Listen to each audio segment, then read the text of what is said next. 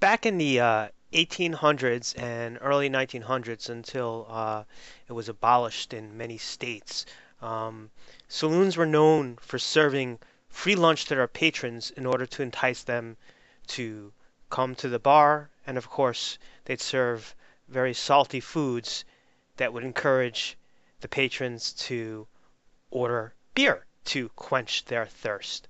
Um, I'm going to read an article from the Brooklyn Daily Eagle from November 30th, 1872, and I'd like to dedicate this to Tommy from the beer garden from Bohemian Hall, who emptied the empties and got himself free beers in, um, I would say, around year 2000. So, Tommy, this is for you.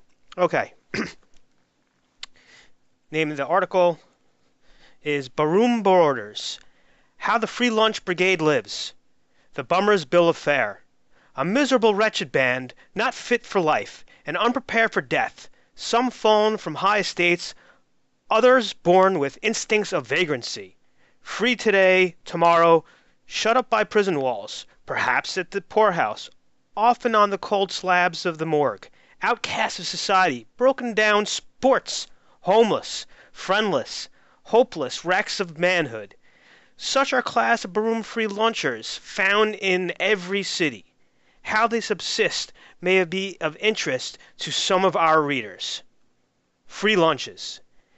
It is a custom with many liquor saloon keepers to furnish their bars daily with a lunch bowl for customers. A German generally has a plate of pretzels and a Limburger cheese, rich with perfume for his patrons. The former, thick with salt, stimulates the appetite for drink. A bit of the latter invariably drives a consumer to a beverage which will remove the nauseating flavor left in one's mouth. The Frenchman sets out for the delicatessen of his friends and French bread filled with caraway seeds and a bowl of garlic sliced in vinegar. But an Englishman sticks to yellow cheese and crackers as a general thing. The American saloon keeper, however, varies his bill of fare. Sometimes he runs to chowder, then to bean soup. He may have tripe and vinegar today, but tomorrow he fancies raw onions in vinegar and army biscuits, following this up with ham sandwiches. He is a stout believer in variety as the spice of life, and flavors of his dishes strongly accordingly. Pepper and salt are used in unlimited quantities throughout his bill of fare. Outside of a free luncher, it is seldom that an imbiber of spirits partakes in mine's host feed without experiencing and gratifying sudden inclination for another draught at the bar. And this is the grand secret of the free lunch system's success. But there's a class of lunchers.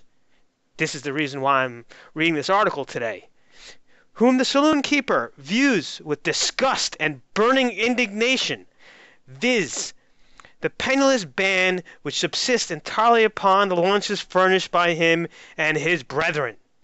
At times he is found to nurse his emotions in silence, especially if the luncher has paid for one drink.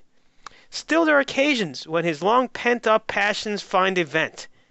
The vials of his wrath are poured out upon the devoted head of some luckless wight who has dared to eat without calling for a drink.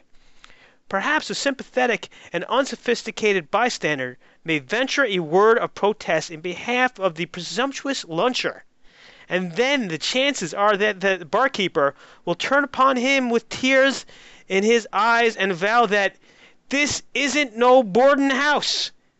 That snoozer has been a-living off of me for the past 6 months. In the meantime, the luncher has sneaked out, his spirit crushed long ago, his manhood dead. He never ventures to retort with the more than pitiful apology. The free luncher of his class has a regular route. He travels over daily. He can tell you without making a single mistake the character of John Schmidt's Ari Arston's or John Jones' lunch for today, and he will predict with unmistakable certainty the bill of fare to be found in a dozen different saloons tomorrow. Occasionally he learns his lunch by sweeping out a barroom, like Tommy, but oftener it has to retort that the diplomacy of his class before he secures a bite.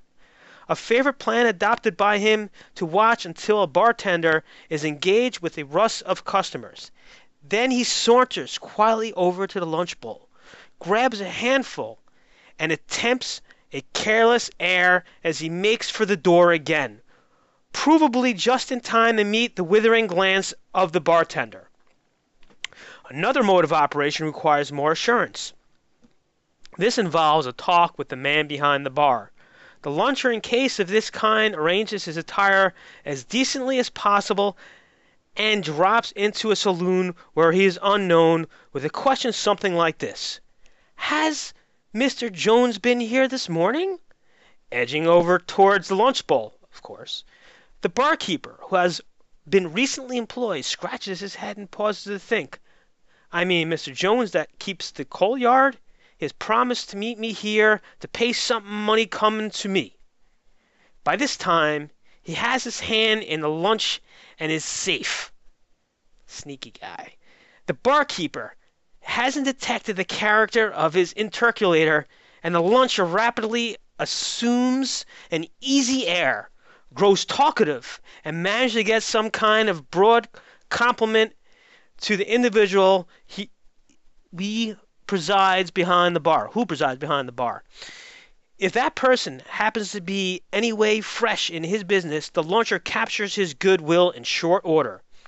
10 chances to 1 he will be drinking with him without a cent in his pocket to pay for the liquid, but making the barkeeper feel perfectly easy by remarking with the manner of a man who has full confidence in the future: "I'm a little short of funds today. To tell the truth, I tackled a tiger last night and got the worst of it.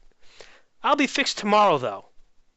And the barkeeper says, "Oh, that's all right. I know how it is myself." To perform this delicate feat, the luncher must be something of a conversationalist. Besides, dress in at least a halfway respectable manner. I mean, how else are you going to eat your lunch? Anyway, one of this kind, and there are a number of them in the city, seldom mistake the man he has selected as a victim. His journey through life is comparatively cheerful to that of the ragged, dirty, and uncouth bummer who, like himself, works the route. That last-named individual has indeed a tough time of it, for he is more easily detected than the fellow traveler on the route with the glib tongue. Curses often accompany this. Kicks and cuffs are his daily experience. If a 10-cent stamp tossed by a charitable hand becomes his property, it almost immediately after transferred to a barkeeper for a drink. I guess he could pay for a drink with a stamp. Be nice if he could pay for a drink with a Bitcoin, but that's another story. Then he has a certain claim on the lunch, but even then his meal is cut short by some gruff announcement, as I say, "Look here, I ain't game to give you a big booker of whiskey and dinner too for all little 10-cent stamp." This decision final and must be accepted quietly and with humility. No wonder the luncher has a hungry, God-forsaken look. No wonder his cheeks are hollow and the bones of his anatomy are outlined through his threadbare coat. A morsel of cheese here, a piece of dry cracker there, a sandwich for dinner, perhaps a crust for supper, and this is his life with the luncher leads. This is the life the luncher leads. His misfortunes in the main are the natural result of a misspent life. Yet, for all that, one cannot feel a grain of sympathy for him at times.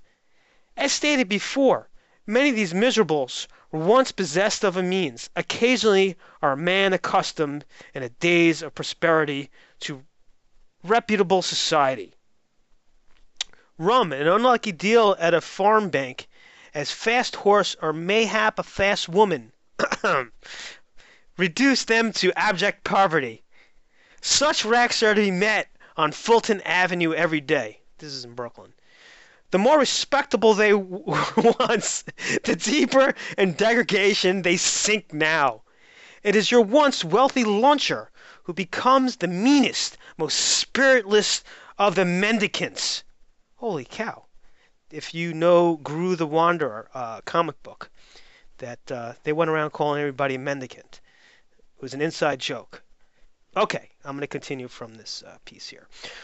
Where he sneaks for a morsel, the experienced luncher, whose home through life has been where the night found him first, stalks in boldly with something akin to the independence of his gut. Perhaps this difference of action may be explained by the thought that one feels his position more cleanly than the other. But they are friendless all. They are friendless all. Friendless all. The future, they never dare to dream of it. It is the present which alone troubles their thoughts.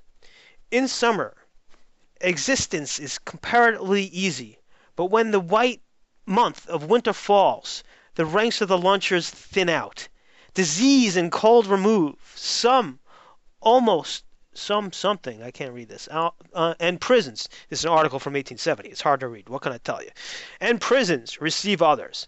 No one asks where they come from. No one asks where they go.